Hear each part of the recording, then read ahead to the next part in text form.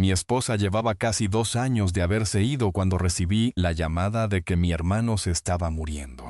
Manejé 11 horas seguidas desde Hermosillo hasta un hospicio en Ensenada. Esa clase de lugares que huelen a lavanda intentando ocultar otra cosa.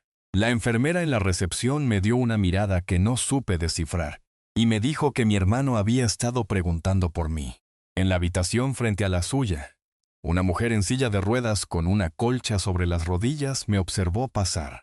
No dijo nada ese primer día, pero en mi cuarta noche ahí, cuando salí del cuarto de mi hermano a las 2 de la mañana para buscar un café en la máquina del pasillo, ella estaba sentada en el umbral de su puerta, en la oscuridad. Me miró como si me hubiera estado esperando, y me dijo, muy suavecito, casi como si tuviera miedo de que alguien la escuchara. Cualquier cosa que te diga tu sobrino cuando llegue, no le creas ni una palabra. Maneja de regreso a casa esta noche si puedes. Quiero decirte que me llamo Octavio Herrera. Tengo 63 años.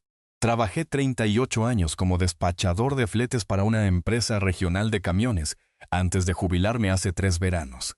Y nunca me consideré un hombre al que pudieran engañar. Cuadraba mi chequera cada domingo por la mañana. Leía las letras chiquitas. Mi esposa, Margarita, solía reírse de mí porque pasaba 20 minutos en la gasolinera, decidiendo si valía la pena pagar 80 pesos más por el lavado del carro. Te cuento todo esto para que entiendas al hombre que estoy a punto de describir. El que entró a ese hospicio la tarde siguiente, creyendo que la mujer del pasillo de enfrente solo estaba confundida o medicada. El que abrazó a su sobrino y no lo pensó 2 veces. Ese confiaba en todos los que amaba, y casi lo pierde todo por eso. Antes de seguir, quiero darte las gracias por estar aquí. Si te tomas un segundito y me cuentas aquí abajo en los comentarios desde dónde me estás escuchando y qué hora es para ti, te lo voy a agradecer. Los leo a todos. Voy a decir desde el principio que algunos detalles de esta historia se han cambiado para poder contarla, pero el corazón de la misma, su lección, eso es tan real como las tablas del piso bajo mis pies en este momento. El nombre de mi hermano era Horacio. Era 4 años mayor que yo y me había criado más de lo que nuestro padre jamás lo hizo. Cuando nuestro papá nos abandonó en la primavera del 68, Horacio tenía 12 años y yo 8. Y desde ese día en adelante, él fue quien me enseñó a lanzar una bola curva, a rasurarme, a pedirle perdón a una muchacha. Era el hombre más firme que he conocido. Así que, cuando su nuera me llamó a finales de octubre y me dijo que lo habían trasladado a cuidados paliativos, ni siquiera empaqué una maleta como Dios manda. Aventé 3 camisas y un cepillo de dientes en una maleta de lona y me subí a la camioneta. Horacio tenía cáncer de páncreas. Para cuando llegué, pesaba si acaso unos 40 kilos, y le temblaban las manos cuando intentaba sostener el vasito con hielo triturado que le trajo la enfermera. Pero su mente estaba afilada, y lo primero que hizo cuando entré fue de la muñeca jalarme hacia él y decirme, ¿dónde está el muchacho? ¿Dónde está Camilo? ¿Ya lo viste? Camilo es mi sobrino, el único hijo varón de Horacio. 41 años, vivía allá por Querétaro, trabajaba en seguros comerciales o algo por el estilo. Le dije a mi hermano que no había visto a Camilo todavía, que la enfermera dijo que llegaría por la mañana y Horacio asintió, pero no se veía aliviado, se veía cansado, de ese cansancio que va más allá del cuerpo. Me senté con él 3 días antes de que esa mujer del otro lado del pasillo me dirigiera la palabra. Su nombre, supe después por una enfermera, era la señora Peñalosa, unos 70 y muchos, tal vez 80 años. Etapa 4 de algo, nunca pregunté. Tenía una hija que había ido una vez, un domingo por la tarde, con una bolsa de papel llena de camisones limpios y se fue a los 20 minutos. Fuera de eso, 0 visitas. A veces la veía en la sala común, cuando salía a estirar las piernas, sentada junto a la ventana haciendo un crucigrama con pluma. Sentía pena por ella, de la misma manera que sientes pena por cualquiera que está solo al final de algo. La tarde que pasé por su cuarto, le dije buenas tardes, y ella me asintió con la cabeza, pero no habló. El segundo día, le llevé un panqué de la cocina familiar que surtían los voluntarios, lo tomó y me dio las gracias muy educadita, y eso fue todo. Fue la tercera noche cuando algo cambió. Llevaba horas sentado junto a Horacio, sosteniéndole la mano mientras dormía, escuchando el traqueteo del concentrador de oxígeno y el viento afuera de la ventana. Cerca de la medianoche salí a caminar por el pasillo para despejarme la cabeza. Y al pasar por el cuarto de la señora Esther Peñalosa, vi que estaba despierta, sentada en su sillón con la lámpara a media luz. Me miró y dijo, «Tu hermano se está muriendo». No con malicia, solo diciendo la verdad. Me detuve y le dije, «Sí, señora, así es». Y ella dijo, «Está preocupado por algo. Ha estado hablando en sueño. Las enfermeras van y vienen y no escuchan, pero yo puedo oír a través de la pared». No le di mucha importancia en ese momento. La gente habla en sueños, especialmente con la morfina. Le di las gracias por hacerle compañía a su manera, y regresé al cuarto de mi hermano. Pero la noche siguiente fue cuando realmente habló. Pasaban de las 2 de la mañana. Yo estaba hecho polvo, no había dormido más de 3 horas seguidas desde que llegué.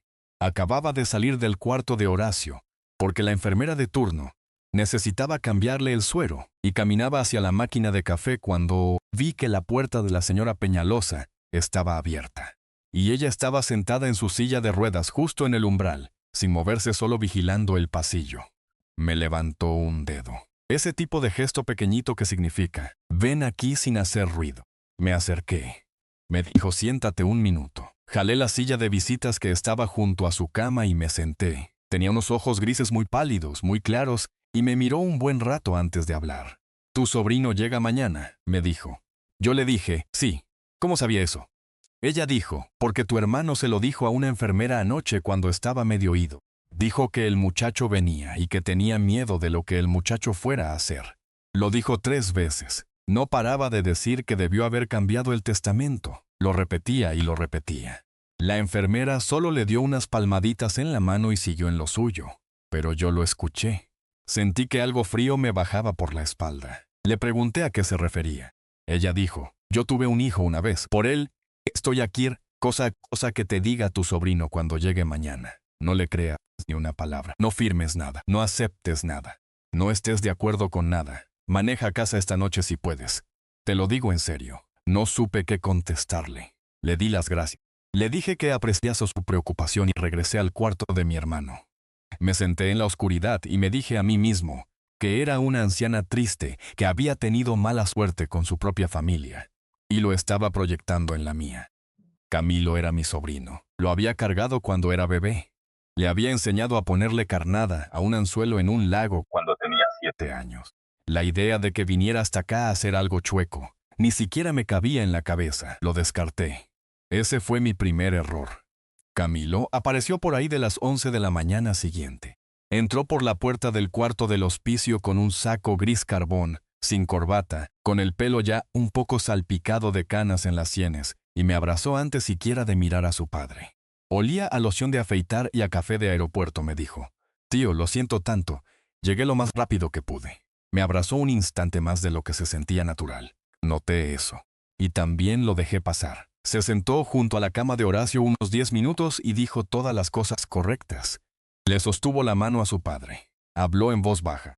Horacio estaba despierto, pero apenas conectaba con el entorno. En un momento dado, Horacio giró la cabeza, me miró a mí y no a Camilo, y tenía los ojos llorosos. Y abrió la boca como si fuera a decirme algo, y luego la volvió a cerrar. Nunca voy a olvidar eso. Me miró, y luego cerró la boca. Después de como 1 hora, Camilo me dijo, «Tío, podemos salir a platicar sobre los arreglos, sobre lo que sigue». Bajamos a la cafetería, solo nosotros dos, nos compró café a los dos. Se sentó frente a mí y puso las manos planas sobre la mesa como un hombre, a punto de hacer negocios. Dijo, «Mi papá ha estado muy preocupado por la casa, la cabaña en Valle de Bravo». Esa era la cabaña que Horacio había construido con sus propias manos a finales de los 70, en un terrenito que compró por casi nada en aquel entonces. Según mis cálculos, ahora valía por ahí de los 15 millones de pesos. Horacio había vivido ahí solo desde que su esposa Patricia falleció en 2015. Camilo dijo, «Quiere que yo me encargue del traspaso». El detalle, tío, es que no va a pasar de esta semana, probablemente ni de las próximas 48 horas. El doctor me lo dijo esta mañana y hay un papeleo que necesita su firma mientras todavía está lúcido. De lo contrario, se va a juicio sucesorio, y todo se vuelve un desastre que toma 2 años, y se come la mitad del valor en puros honorarios de abogados. Ya sabes cómo es eso, ¿no? Asentí despacio, vaya que sabía cómo. Había visto a un amigo mío perder la mitad de la herencia de su madre con los abogados, porque ella falleció sin tener los papeles en regla. Camilo dijo, mi papá me pidió la semana pasada, antes de que yo volara para acá la primera vez, que redactara un traspaso de dominio rápido, nomás para mantener las cosas en orden. Quiere que la cabaña pase directamente a mi nombre, para que yo pueda manejarlo después. Venderla si es necesario, cubrir sus últimos gastos, y lo que sobre es que queda en la familia. Pero ya casi no puede, ni sostener una pluma. Vamos a necesitar que venga un notario hoy en la tarde. Y vamos a necesitar un testigo. Ahí es donde entras tú. Me miró con una cara tan tranquila, tan limpia, tan práctica, como si estuviera hablando de ir a cambiarle el aceite a la camioneta. Le pregunté, ¿y qué hay de tu hermana? Mi sobrina, Berenice. Vive allá por Monterrey, tiene 2 hijos, da clases en una universidad. Ella y Camilo nunca habían sido unidos. Yo no la había visto en 5 años. Camilo dijo, Berenice no está en el testamento para lo de la cabaña. Mi papá y mi mamá dejaron eso arreglado hace años. La casa en Valle de Bravo siempre estuvo pensada para mí. A Berenice se le tocó el seguro de vida y los ahorros. Todo eso se acordó hace mucho tiempo. Esto es puro trámite. Le dije, me gustaría ver lo que tu padre había dejado por escrito antes. Y Camilo sonrió, solo un poquito, apenas en la comisura de los labios, y dijo, por supuesto, lo traigo en mi portafolio allá arriba. Pero, sinceramente, odiaría hacerte pasar por el trago de leer documentos legales en medio de todo esto. Estás de duelo. Déjame encargarme a mí. Tú nomás firmas como testigo hoy en la tarde, cuando llegue el notario. Fue entonces cuando la voz de la señora Peñalosa me regresó a la cabeza. No firmes nada, le dije. De todas formas me gustaría verlo. Voy a tu hotel después de cenar y lo revisamos juntos. Su cara cambió por medio segundo. Solo medio segundo. La sonrisa se quedó, pero sus ojos hicieron algo, como si una puerta se cerrara en algún lugar detrás de ellos. Luego dijo, claro, tío. Tío, lo que te haga sentir más cómodo. Regresé arriba. Horacio estaba dormido. Me quedé sentado a su lado un buen rato, nomás mirándole la cara, y pensé en todas las veces que me había cuidado. Y pensé del otro lado del pasillo.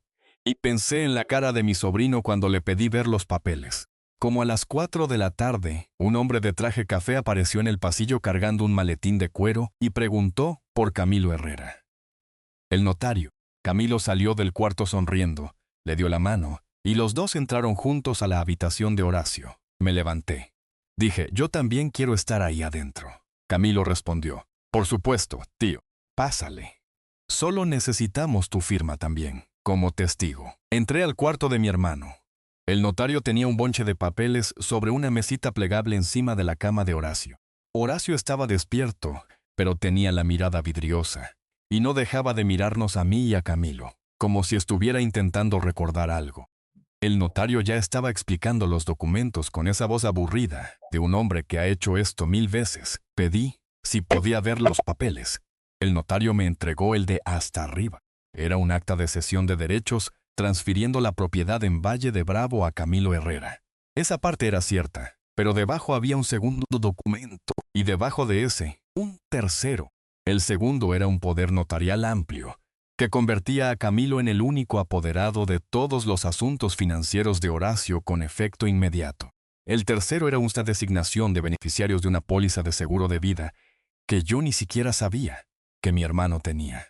Una póliza de 8 millones de pesos del viejo sindicato de carpinteros, con la línea del beneficiario recién escrita a máquina con el nombre de Camilo, reemplazando lo que parecía ser el nombre de Berenice debajo, en la copia al carbón. Me quedé ahí parado sosteniendo esos 3 documentos, y sentí que el cuarto se quedaba muy callado. Le dije, Camilo, ¿qué son estos otros 2?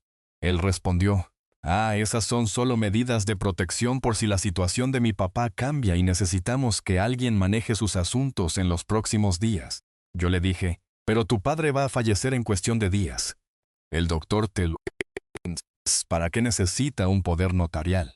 Camilo dijo, tío, por favor, ahorita no es el momento. Le dije, ¿por qué se cambió lo del seguro de vida? Camilo dijo, Berenice estuvo de acuerdo con eso. Le pregunté, ¿de verdad? La cara de Camilo volvió a hacer ese gesto de la puerta cerrándose. El notario, bendito sea Dios, nos miraba a uno y a otro como un hombre que empezaba a darse cuenta de que su tarde se había complicado. Le dije que me gustaría tener unos minutos a solas con mi hermano y mi sobrino. Asintió y salió al pasillo. Cerré la puerta tras él. Me di la vuelta, miré a Camilo y le dije muy bajito: «Quiero que llames a tu hermana en este momento y la pongas en altavoz». Camilo dijo: «Tío, estás cansado. Llevas demasiado tiempo aquí metido». Le dije: «Llámala». No se movió. Le dije: «Entonces la llamo yo». Saqué el teléfono de mi bolsa. Tenía años sin llamarle. Todavía estaba ahí. Contestó al segundo tono. La puse en altavoz. Le dije: «Berenice, soy tu tío Octavio. Estoy en el hospicio con tu papá, tu hermano y un notario. Tú aceptaste que te quitaran como beneficiaria de la póliza de seguro de vida de tu papá del sindicato». Hubo una pausa. Luego dijo muy despacio: «Perdón, tío Octavio». Le pregunté: «¿Estuviste de acuerdo?» Ella dijo: «No sé de qué me estás hablando. ¿Cuál seguro de vida?» Camilo ya se estaba moviendo. Ya estaba diciendo: «Berenice, hola. Escucha, esto es solo un malentendido. Los documentos son de protección». Ella dijo: «Camilo, ¿qué hiciste?» Él dijo: «Berenice, cálmate». Ella dijo: «Tío Octavio, no firmes nada. Tomo un vuelo esta noche.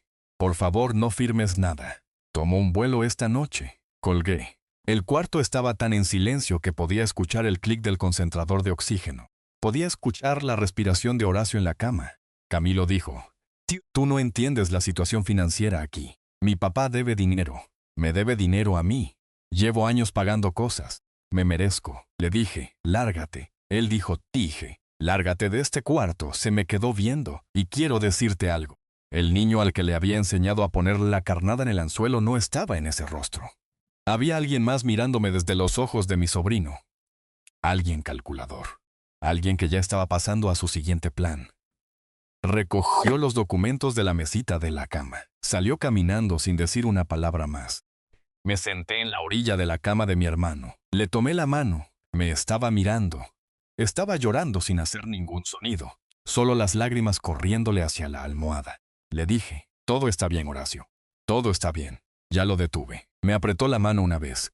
Falleció 31 horas después, un miércoles por la mañana, justo antes del amanecer. Berenice estaba ahí. Yo estaba ahí. Camilo no.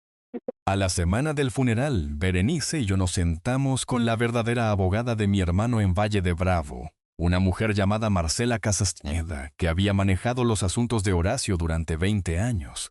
Sacó el testamento real. La cabaña en Valle de Bravo se tenía que vender y dividirse a partes iguales entre Camilo y Berenice. El seguro de vida era de Berenice, los 8 millones completitos. Los ahorros, como 1.700.000 pesos, debían dividirse en 3 partes. Y el último tercio iba para un fondo de becas en la escuela de oficios, donde mi hermano había hecho su aprendizaje en el 72. Los documentos que Camilo había llevado a ese cuarto de hospicio habrían volteado casi todas y cada una de esas disposiciones. La cabaña habría sido suya en su totalidad. El seguro de vida habría sido suyo, y con el poder notarial, en las 30 horas que le quedaban a mi hermano, Camilo podría haber vaciado los ahorros antes siquiera de que se leyera el testamento. Marcela me miró desde el otro lado de su escritorio y me dijo: «¿Sabe lo que habría pasado si usted hubiera firmado esos papeles?». Le dije: «Ahora lo sé». Ella me preguntó de dónde sacó el instinto para dudarlo. Y le hablé de la señora Peñalosa, la mujer del otro lado del pasillo, la que me había detenido a las 2 de la mañana y me había dicho que manejara a casa esa misma noche si podía. Manejé de regreso a Ensenada el sábado siguiente para buscarla. Le llevaba una cajita de pan dulce de una panadería que Berenice me había recomendado y una tarjeta que escribí a mano. La enfermera de la recepción me reconoció y la cara se le cayó cuando le dije a quién buscaba. La señora Peñalosa había fallecido el jueves, 2 días antes. «Tranquila en su sueño», dijo la enfermera. Su hija todavía no había venido a vaciar el cuarto. La enfermera me preguntó si éramos cercanos. Le dije: «No, solo la vi una vez realmente, pero hizo algo por mí que nunca podré pagarle». La enfermera se quedó callada. Luego dijo: «¿Le dio a usted un pedazo de papel?». Le dije: «No, no me dio nada». La enfermera me dijo: «Espéreme un tantito». Regresó con un sobre. Mi nombre estaba en el frente con una letra temblorosa: «Señor Herrera». La enfermera dijo: «Lo dejó en la recepción el miércoles por la mañana. Dijo que si usted regresaba se lo diera, y si no, que lo tirara a la basura». Salí con el sobre y me senté en una banca en el aire frío de noviembre, y lo abrí. Adentro había una sola hoja de papel doblada a la mitad. La letra era delgadita e inclinada. Decía señor Herrera. No sé si me escuchó o no. Espero que lo haya hecho. El nombre de mi hijo era Tomás. Me quitó todo lo que tenía en la primavera del 2009. La casa, los ahorros, los anillos que me dio mi esposo. Nunca volví a ver nada de eso. Ya no me habla porque no queda nada más que quitarme. La razón por la que le digo esto es porque he pasado 15 años postrada en camas como esta, en cuartos más pequeños que esta habitación, en lugares donde nunca imaginé que terminaría. Y la peor parte no es perderlo todo. La peor parte es que nadie me lo advirtió, ni una sola persona. Yo tenía una cuñada que sabía lo que era Tomás. Me dijo después, cuando le reclamé, que lo había sospechado durante años. Le pregunté por qué no me dijo nada. Me contestó que no le correspondía meterse. Ese fue el día que decidí que si alguna vez volvía a ver que le hacían algo a alguien más, yo hablaría. Sería mi deber meterme. Así que, le dije algo a usted. Pase lo que pase, espero que esté a salvo. Atentamente, Esther Peñalosa. Me quedé sentado en esa banca por no sé cuánto tiempo. Hacía frío y yo ni lo sentía. Una enfermera salió en un momento y me preguntó si estaba bien, y le dije, sí, señorita, estoy bien. Solo me voy a quedar aquí sentado un ratito. No le correspondía meterse. Y de todos modos dijo algo. Eso fue lo que me salvó. Eso fue lo que salvó la última voluntad de mi hermano. Eso fue lo que evitó que a mi sobrina le robaran millones de pesos su propio hermano en la peor semana de su vida. Manejé a casa esa noche. 11 horas de regreso a Hermosillo, y todo el camino me la pasé pensando en mi propia vida, en las cosas que había visto en las familias de otras personas a lo largo de los años y de las que no había dicho ni pío, porque no me correspondía, sobre un amigo mío cuya hija ya mayor claramente le estaba mintiendo sobre lo que hacía con el dinero que él le mandaba, sobre un vecino cuyo hijo había regresado a vivir con él, y empezó a ayudarle con los recibos y luego ayudarle con las cuentas del banco. Cosas que yo había notado y había elegido ignorar. Intentó llamarme 2 veces el mes siguiente. No le contesté. Mandó un correo larguísimo sobre malentendidos y sobre cómo lo había humillado frente a un notario. Dijo que nuestra familia ahora estaba rota y que era mi culpa. Dijo que su padre habría querido que nos mantuviéramos unidos. Lo leí una vez y lo borré. Con Berenice, en cambio, con Berenice hablo casi todos los domingos ahora. Se ha portado muy bien conmigo. Vino a Hermosillo para Semana Santa. Trajo a sus 2 hijos, fuimos al Museo del Desierto y comimos hamburguesas, en un lugar al que yo solía ir con Margarita. Y su hijo mayor, que tiene 11 años, me hizo un dibujo de un correcaminos que todavía tengo pegado en el refrigerador. Como a los 6 meses de que falleció mi hermano, recibí una carta por correo de una mujer de Querétaro, de la que nunca había oído hablar. Su nombre venía hasta arriba. Un remitente en una colonia que yo no conocía. La carta dentro decía que su padre había muerto en mayo, y que ella, siendo la albacea y revisando sus cosas, había encontrado una libreta donde él había anotado los nombres de las personas que lo habían defraudado. Uno de esos nombres era Camilo Herrera. Resulta que Camilo le había pedido prestado casi 1 millón de pesos a su padre, un hombre de más de 80 años, y nunca le pagó ni un centavo. Ella había encontrado mi número a través de la esquela que le ayudé a Berenice a escribir para Horacio. Quería saber si había algún proceso para presentar un reclamo contra los bienes de mi hermano. Y así es como había conseguido mi información. Le regresé la llamada. Platicamos como por 1 hora. Se llamaba Dolores. Tenía 68 años, viuda, y su padre había sido el tipo de hombre que nunca les decía a sus hijos cuando lo estaban estafando porque le daba vergüenza. Ella solo encontró la libreta después de que él murió. Llamé a Berenice. Berenice llamó a la abogada Marcela. Marcela investigó la situación de Camilo.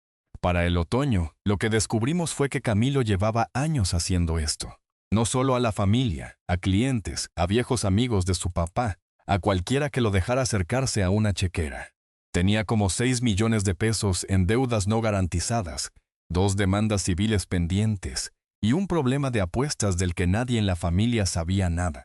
El numerito de la cabaña en el hospicio, nos dimos cuenta después, había sido su última tirada de dados.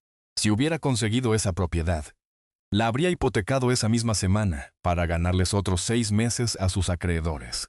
Se fue a juicio 19 meses después de la muerte de mi hermano. No exacte por lo que intentó hacer en el hospicio. Eso habría sido difícil de probar, y Berenice y yo lo dejamos por la paz, porque ya teníamos lo que importaba. Se fue a juicio por lo que le hizo al papá de Dolores y a otros 2 clientes mayores en Querétaro. Le dieron 6 años. Sigue adentro mientras te cuento esto. Berenice, le escribe, yo no. Tu hijo, mi sobrino nieto, se llama Bruno. Ya tiene 14 años, vive con su mamá, la ex esposa de Camilo, allá por Toluca. Le mando una tarjeta en su cumpleaños todos los años y un cheque en Navidad. Y su mamá me manda una notita de agradecimiento. No espero nada de ese muchacho.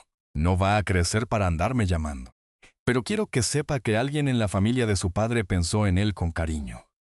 Como un año después del juicio, Berenice y yo empezamos algo pequeñito. No lo llamamos fundación ni nada rimbombante. Empezamos una cosita a través de su iglesia allá en Monterrey y un grupito similar en un centro de ancianos cerca de mi casa en Hermosillo. Solo vamos una vez al mes y platicamos. Contamos nuestra historia. Contamos la historia de Esther Peñalosa, con el permiso de su hija, y luego nos sentamos y escuchamos. Las cosas que la gente te cuenta cuando te sientas a escuchar. Ojalá pudiera decirte que es raro lo que me pasó a mí. No lo es.